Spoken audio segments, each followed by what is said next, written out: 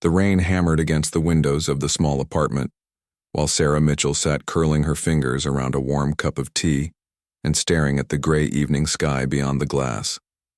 She had moved into this quiet neighborhood 3 months ago, after her transfer to the research facility, and had barely spoken to anyone except the elderly woman who lived 2 doors down. A sudden knock made her jump and spill drops of tea onto her sweater. She opened the door to find her next-door neighbor standing there with an expression of urgency that immediately set her nerves on edge. The woman was tall and striking, with unusual silver hair that seemed to catch the dim hallway light in ways that defied natural explanation. Her eyes were a shade of violet that Sarah had never seen before, and her skin had an almost luminescent quality that made her appear otherworldly, even in the mundane setting of a suburban apartment building. Her name was Luna Vale, and she had introduced herself briefly when Sarah first moved in, but they had never exchanged more than polite greetings in the hallway. Now Luna reached out and gently pulled Sarah inside her own apartment with surprising strength. "You should stay here tonight," Luna said in a voice that carried both warmth and an undertone of something Sarah could not quite identify. Sarah blinked, in confusion, looking around the unexpectedly spacious apartment that seemed much larger than her own despite having the same floor plan. "And where will I sleep?" she asked, feeling a mix of curiosity and apprehension.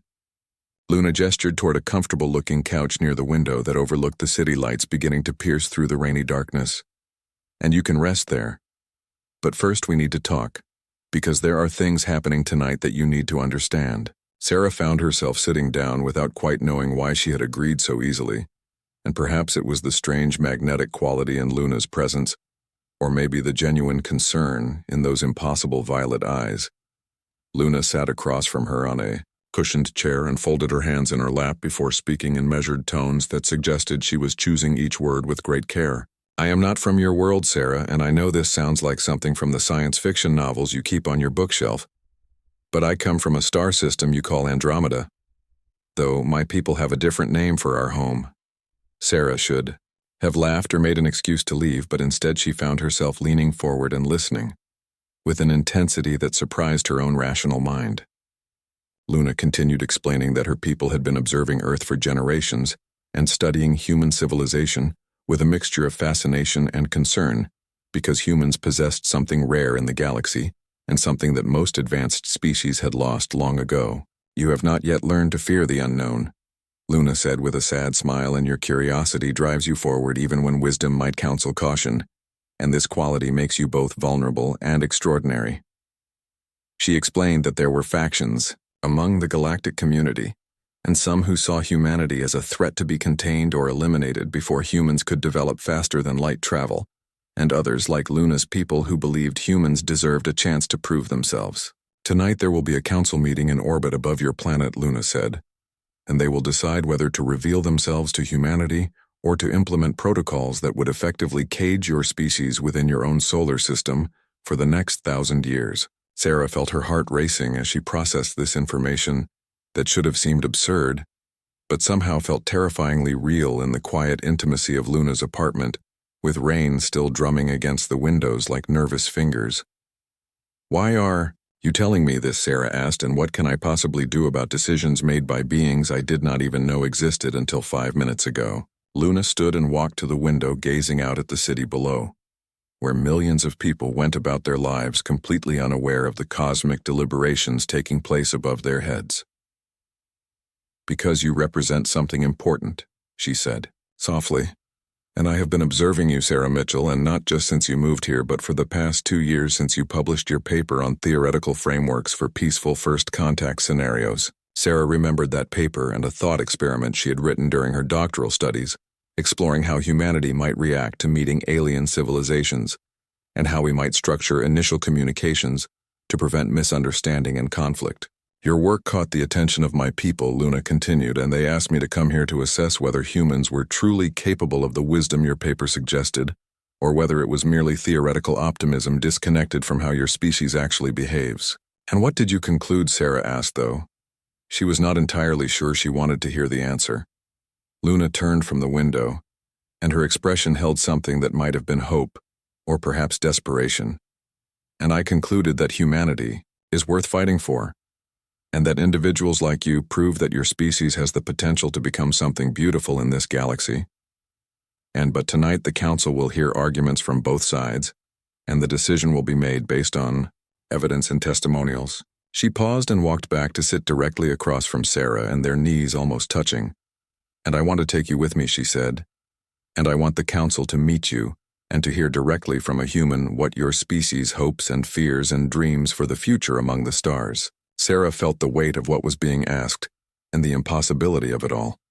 And yet beneath the shock and disbelief, there was a spark of something else, and excitement perhaps, or purpose. Or the recognition that some moments arrive in life that divide everything into before and after. "How would we even get there?" Sarah asked, and her voice barely above a whisper. Luna smiled and reached into her pocket to pull out what looked like a smooth stone that pulsed with an inner light. "And my ship is waiting," she said. "And it has been here, all along, disguised as something your neighbors would never question." Sarah glanced toward the window and suddenly understood why Luna's balcony always seemed to have that odd shimmer in the air, and why birds never landed on the railing, and why Sarah had sometimes heard sounds at night like wind chimes, though Luna had no wind chimes visible.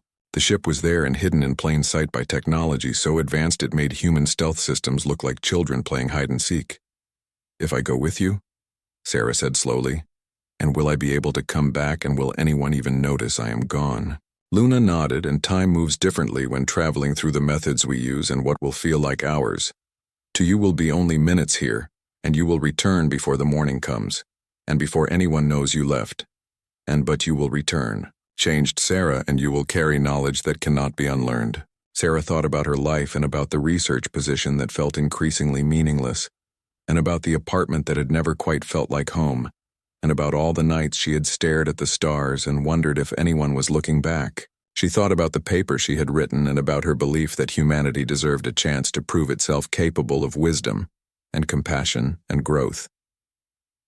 "I will go," she said, and the words felt both terrifying and liberating. Luna's face lit up with relief and something that might have been affection, and she stood and offered her hand to Sarah. "And then we must leave now, and the Council convenes in 1 of your hours, and we need time to prepare you." They walked onto the balcony where the rain had softened to a gentle mist, and Luna pressed the stone, and the air shimmered like heat waves over summer pavement, and revealed a craft that was beautiful and organic-looking, and more like a living thing than a machine. Sarah stepped inside and found herself in a space that felt both vast and intimate, and walls that seemed to pulse with gentle bioluminescence, and a sense of being welcomed rather than merely contained. Luna moved to what might have been a control panel, though.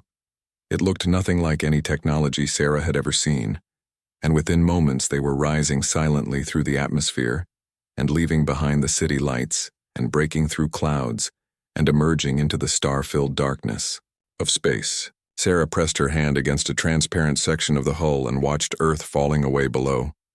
And so beautiful and so fragile, and wrapped in its thin atmosphere like tissue paper around something precious. They traveled through a method Luna called folding, and where space itself bent to bring distant points together, and Sarah felt a moment of disorientation and a sensation of being stretched and compressed simultaneously.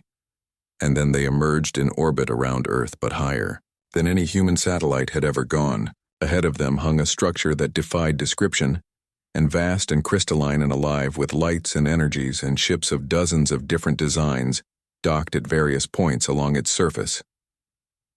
"The Council Station," Luna explained, "and representatives from 47 different civilizations are here tonight, and all waiting to decide your fate." Inside they walked through corridors filled with beings of shapes and sizes that Sarah's mind struggled to categorize, and some humanoid and others decidedly not, and all of them pausing to look at her with expressions she could not read. Luna led her to a vast chamber where beings sat in a circular arrangement, and a space left open in the center and clearly meant for speakers. A being that looked like living crystal spoke first in sounds that a device translated into English, and